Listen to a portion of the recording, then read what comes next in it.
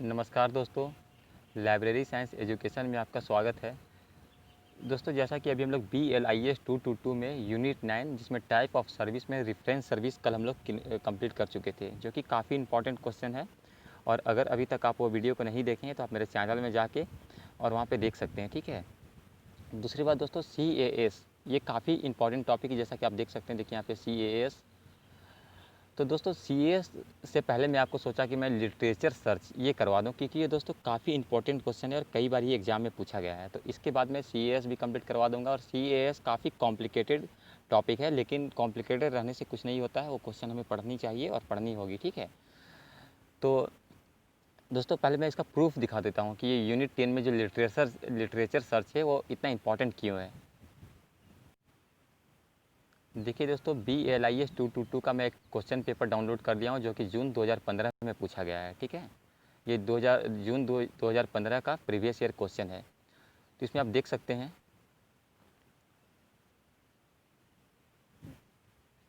देखिए, सबसे पहले 1.2 में क्वेश्चन देख लीजिए। Explain the need of literature search, describe the step of normal literature search service. ये 10 नंबर का क्वेश्चन है। तो देख सकते हैं कितना इंपॉर्टेंट है। मैं आपको हिंदी में दिखा देता हूँ। यहाँ से आप देख सकते हैं, साहित्य खोज की आवश्यकताओं की व्याख्या कीजिए, मानवीकृत साहित्य खोज सेवाओं के चरणों का वर्णन कीजिए। तो यहाँ से आप दोस्तों देख सकते हैं कितना इंपॉर्टेंट है। तो चलिए दोस्तों, हम लोग स्टार्ट करते हैं साहित्य खोज। इसके बारे में हम लोग डिटेल में आज चर्चा कर लेंगे, ताकि इस टॉपिक से कोई भी प्रश्न आए तो हम लोगों का क्वेश्चन छूटना नहीं चाहिए। दोस्तों, वीडियो स्टार्ट करने से पहले, क्लास स्टार्ट करने से पहले मैं आपसे रिक्वेस्ट करना चाहूँगा कि दोस्तों, पूरे YouTube चैनल में कहीं भी आप देख सकते हैं कि इस तरह से हिंदी मीडियम में वर्ड बाय वर्ड एक्सप्लेन, जो कि स्क्रीन में दिखाई भी जाती है, ऐसे वीडियो बिल्कुल उपलब्ध नहीं है। तो दोस्तों, मैं आप लोगों से रिक्वेस्ट करना चाहूँगा कि काफ़ी मेहनत करके मुझे काफ़ी मटेरियल सर्च करके मुझे वीडियो बनानी होती है। तो मैं आप लोगों से रिक्वेस्ट करूँगा कि दोस्तों, आप मेरे चैनल को सब्सक्राइब जरूर कर लें और अधिक से अधिक उन लोगों तक ये वीडियो को शेयर कर दें जो लाइब्रेरियन की पढ़ाई कर रहे हैं या कर चुके हैं या करना चाहते हैं। और दोस्तों, वीडियो को आप लाइक भी कर देंगे, ताकि मुझे भी लगेगा कि हाँ, मैं वीडियो बना रहा हूँ तो इससे आपको काफ़ी हेल्प मिल रही है। दूसरी बात दोस्तों, ये काफ़ी इंपॉर्टेंट है कि देखिए, कोई भी अगर आप वीडियो को देखते हैं तो वीडियो को आप कंप्लीट देखेंगे, ठीक है। अगर आप लाइब्रेरियन पढ़ाई कर रहे हैं तो आप बीच में स्किप नहीं करें, क्योंकि दोस्तों पूरे यूट्यूब में आप कहीं भी सर्च कर लें तो इस तरह से आपको word by word, according to syllabus, according to question paper, कहीं भी कोई भी वीडियो उपलब्ध बिल्कुल नहीं है। चलिए, अब ज़्यादा समय को बर्बाद न करते हुए मैं यहाँ पे एक्सप्लेन कर देता हूँ कि साहित्य खोज क्या होती है। देखिए, मैं यहाँ पे जो भी इम्पॉर्टेंट इसमें से जो पॉइंट होगा वो मैं एक्सप्लेन कर दूंगा। बाकी आप स्क्रीन में देख सकते हैं, उससे आप खुद से नोट्स कर लें और नोट करने के बाद अपने नोट से पढ़ाई करेंगे, ठीक है। उससे आपको काफ़ी जल्दी याद होगा और काफ़ी अच्छे से याद होगा। देखिए, साहित्य खोज किसी गंभीर शोध परियोजनाओं के एक महत्वपूर्ण प्रारंभिक कदम में संभावित विषय से ज़्यादा मौजूद सामग्री का पता लगाने के उद्देश्य से सभी ग्रंथपरक उपकरणों का उपयोग कर उस विषय पर प्रकाशित सूचना हेतु संपूर्ण खोज है। अब देखिए, सबसे पहले क्या है कि साहित्य खोज होता क्या है, ये हम लोग जान लेते हैं, ठीक है। देखिए, किसी शोध समस्या को हल करने के लिए और यह जानने के लिए अन्य विद्वानों ने उस समस्या को कैसे हल किया भी साहित्य खोज की जाती है। इस प्रकार का साहित्य खोज होता है। दोस्तों, कहने का मतलब आप यहाँ पे देखेंगे, पहले तो आप स्क्रीन में एक एक करके देख लें और उसे पॉज करके पहले आप पढ़ लेंगे, ठीक है। उसे नोट्स भी कर लेंगे, लेकिन मैं समझा देता हूँ कि साहित्य खोज क्या होता है। दोस्तों, मान लीजिए आपने सुना होगा कि कोई साइंटिस्ट पहले कुछ रिसर्च करते हैं। रिसर्च करने के बाद क्या होता है कि जब उनका टाइम समाप्त हो जाता है, वो डेथ कर जाते हैं, तो उनके शिष्य, ऐसे बहुत सारे साइंस में आपने सुना हो कि कुछ इनकम्प्लीट थ्योरी है, उसे उनके जो उनके स्टूडेंट है वो कंप्लीट किया। तो कैसे होता है दोस्तों, वो कुछ थ्योरी लिखते हैं, कुछ लिखते हैं, लिखने के बाद उसमें कुछ इनकम्प्लीट होती है। तो इनकम्प्लीट जो होती है, वो जो उनके स्टूडेंट होते हैं या जो विशेषज्ञ होते हैं, वो लोग क्या करते हैं, उस थ्योरी को कंप्लीट करते हैं। तो ऐसे बहुत सारे आपने कहानी सुने होंगे, ठीक है। नहीं सुने तो आप साइंस में वो पढ़ सकते हैं, 9 क्लास 10 क्लास में वो दिया हुआ है। अब देखिए, इस प्रकार साहित्य खोज अध्ययन और अनुसंधान में मदद करता है, अनुसंधान प्रयासों को दोहराव से बचाता है, शोध समस्याओं को सुलझाने में मदद करता है। दोस्तों, यहाँ पे है ये गलत प्रिंट हो गया, क्योंकि हिंदी में कभी कभी ऐसी होती है, लेकिन उसे आपको है लिखना है, ठीक है। आप ध्यान रखेंगे। तो उसके बाद क्या, अध्ययन विधियों और दृष्टिकोणों में सहायक है, जो कि विशेष क्षेत्रों में अध्ययन हेतु उपयुक्त है। नेक्स्ट क्या है, यह प्रदर्शित करने में मदद करता है कि शोधकर्ताओं के योगदान तथा दूसरे के अलावे अलग है, तथा अनुसंधान के लिए नए क्षेत्रों का पता लगाता है। कहने का मतलब क्या है दोस्तों, कि जो भी देखिए, जो भी रिसर्च होते हैं, जो भी रिसर्च होते हैं वो अगर इनकम्प्लीट रहेगा तो साहित्य खोज के माध्यम से कंप्लीट किया जाता है। ठीक है,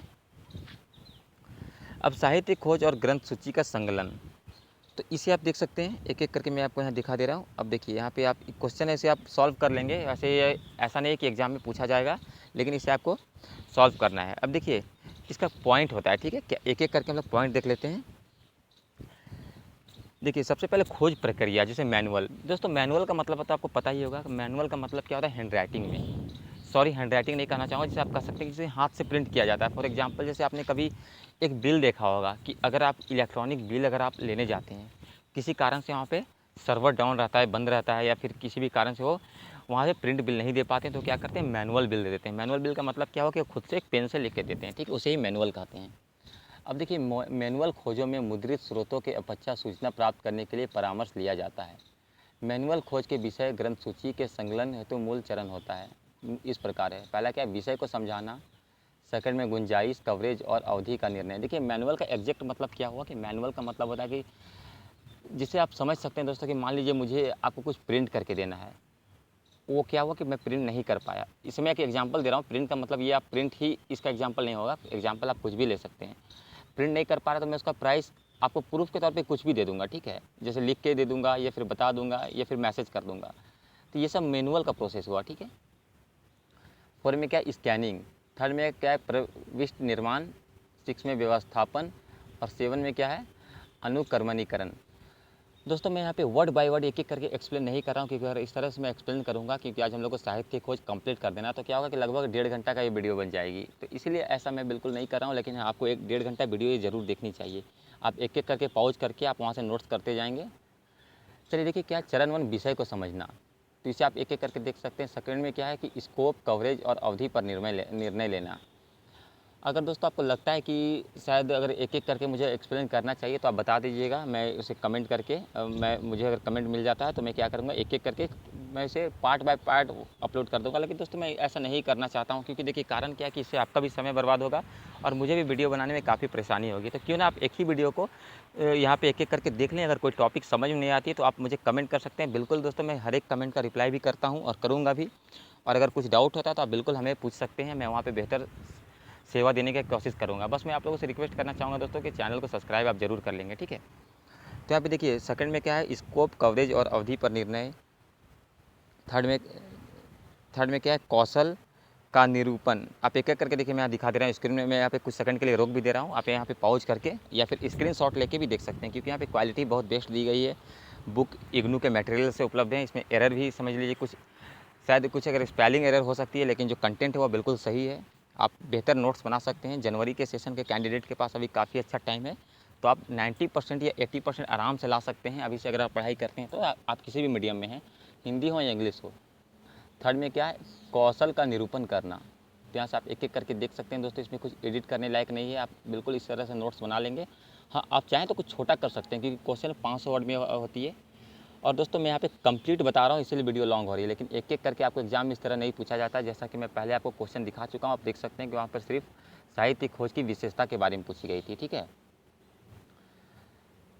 अब देखिए व्यवस्था, तो व्यवस्था भी यहाँ पे देख लेंगे। इस पर एक एक करके आप यहाँ देख सकते हैं, व्यवस्था भी एक्सप्लेन की गई है कंप्लीट।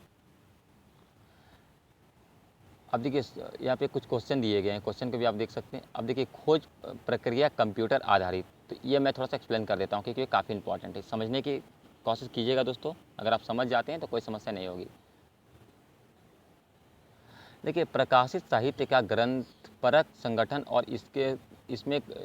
इसके प्रकार कंप्यूटर सूचना संचार प्रौद्योगिकी आईटीसी का अनुप्रयोग ने ज्ञान के विशाल भंडारों को सूचना खोजने के लिए पुनः प्राप्त करने के लिए बहुत दक्षता के साथ विस्तार से खोला है। कंप्यूटर आधारित खोज को 1960 के दशक में मध्य में पता लगाया जा सका। दोस्तों देखिए कंप्यूटर आधारित खोज, इसका मतलब क्या हुआ। देखिए आज के टाइम में क्या हो रहा है कि कंप्यूटर का यूज हर एक जगह बढ़ रहा है। दोस्तों मैं आपकी जानकारी के लिए बता देता हूँ कि देखिए 2 to 4 जो आपने पढ़ाई किया है, या फिर जनवरी वाले सेक्शन शायद स्टूडेंट शायद नहीं किए होंगे, तो उनको बता देता हूँ कि इसमें देखिए मैक्सिमम आपको कंप्यूटर के बारे में ही पढ़ना है। वहाँ पे जितने भी आप MS ऑफिस में वर्ड, एक्सेल, पावर पॉइंट होती है उसकी जानकारी होगी और जानकारी चाहिए। और उसमें क्या होता है कि आप उसके प्रोजेक्ट आपको बनाने मिलेंगे, आप सिलेबस में देख सकते हैं, ठीक है। तो आप यहाँ पे एक एक करके स्क्रीन में देख सकते हैं। आज हम लोग साहित्य खोज, थोड़ा सा ये टॉपिक लंबा है, लेकिन दोस्तों मैं आपको विश्वास दिलाता हूँ कि यहाँ पे मैं थोड़ा-सा खुद से एक नोट्स नहीं बना पा रहा हूँ, क्योंकि थोड़ा-सा समय का अभाव मेरे पास भी है दोस्तों। लेकिन मैं भविष्य में एक-एक टॉपिक को, जब भी एग्ज़ाम दिसंबर वाले से जनवरी कैंडिडेट का एग्ज़ाम का डेट सामने आ जाएगा, तो मैं उन लोगों के लिए बेहतर एक्सप्लेन का क्वेश्चन आंसर भी लेकर आऊँगा, जो मैं खुद से हैंड राइटिंग में कंप्लीट कर दूँगा। लेकिन दोस्तों वो कब काम आता है, जब आप एक एग्ज़ाम हो। अभी आपके पास टाइम है, तो आप इस तरह से इंपॉर्टेंट क्वेश्चन के चक्कर में बिल्कुल ना रहें, बल्कि आप कंप्लीट करके एक-एक टॉपिक को डिटेल में पढ़ाई करें, ताकि आपको BLIS कंप्लीट होने के बाद भी कोई समस्या ना हो। तो आप स्क्रीन में एक-एक करके देख सकते हैं, और जहाँ भी मुझे लगता है कि मुझे एक्सप्लेन कर देना चाहिए, मैं वहाँ पे रुक के अभी एक्सप्लेन कर देता हूँ, ठीक है। और ये देख सकते हैं कितना इंपॉर्टेंट क्वेश्चन है, क्योंकि ये कई बार एग्जाम में पूछा जा चुका है, और इसमें कई प्रकार के क्वेश्चन पूछे जाते हैं। देखिए, कंप्यूटर के लाभ, जैसे मैनुअल खोज पर आधारित खोज है, इसकी गति के बारे में पहले यहाँ पे चर्चा की गई है। अधिक खोज विकल्प, देखिए कंप्यूटर में क्या होता है दोस्तों बेनिफिट, कि कंप्यूटर में आप चाहें तो कितने उसमें कोई लिमिट नहीं होती, ठीक है। आप बड़े से बड़ा कैलकुलेशन को भी आसानी से कर सकते हैं। तो ये सब कोई बताने वाली बात नहीं है, इसके बारे में तो आपको पता ही होगा। देखिए, BLIS के बारे में सबको ऐसा गलत, मतलब सब अफ़वाह है कि ये बहुत डिफ़िकल्ट कोर्स है, या हिंदी मीडियम के लोग इसमें अच्छा नहीं करते हैं। ऐसा बिल्कुल आपको सुनने को आपको भी मिला होगा, मुझे भी कई बार मिला है। लेकिन सच्चाई बिल्कुल ऐसा नहीं दोस्तों। देखिए, 2 to 4 में आपको क्या पढ़ना है, अगर आप ग्रेजुएट कंप्लीट हो चुके हैं, तो आप बस उसका सिलेबस आप मिला लेंगे, ठीक है। उसमें बस यही पढ़ना है कि टोपोलॉजी क्या होता है, इंटरनेट सेवा क्या होता है, LAN क्या होता है। तो ये सब आप लोगों को पहले से ही पता है, बस वही एग्ज़ाम में ही लिखना है। बस यही है कि थोड़ा-सा वो डिटेल में है, ठीक है। तो बिल्कुल ऐसे में आपको परेशान होने की कोई आवश्यकता नहीं है।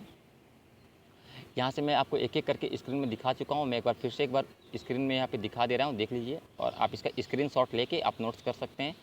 मैं दोस्तों एक-एक वर्ड बाय वर्ड एक्सप्लेन इसलिए नहीं कर रहा हूँ, क्योंकि आप लोगों के पास भी समय का अभाव है।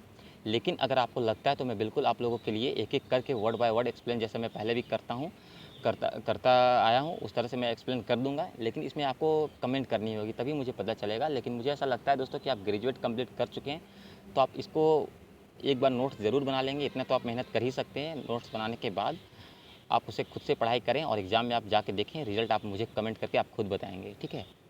लेकिन दोस्तों, मैं आपसे रिक्वेस्ट करना चाहूँगा कि आप चैनल को सब्सक्राइब ज़रूर कर लें, और अधिक से अधिक उन लोगों तक शेयर कर दें जो लाइब्रेरियन की पढ़ाई कर रहे हैं। चलिए दोस्तों, बस आज के लिए इतना ही।